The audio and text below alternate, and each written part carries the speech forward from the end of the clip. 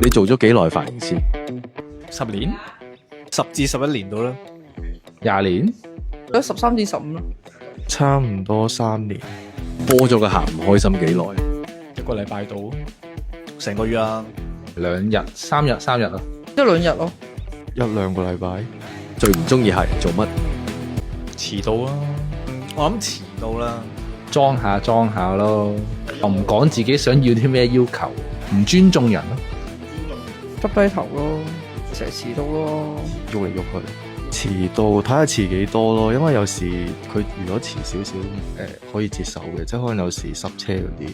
播得最勁嗰鑊係乜？剪短咯。咁最後點處理咧？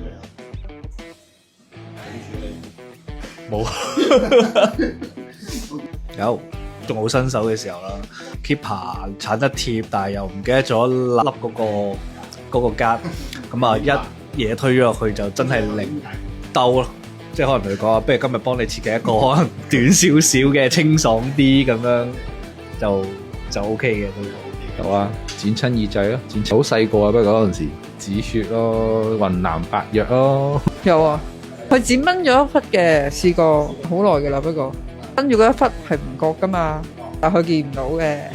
鏟完之後發覺有啲位推入咗咁咯，我客講話不如短少少啦，清爽少少，跟住OK 嘅。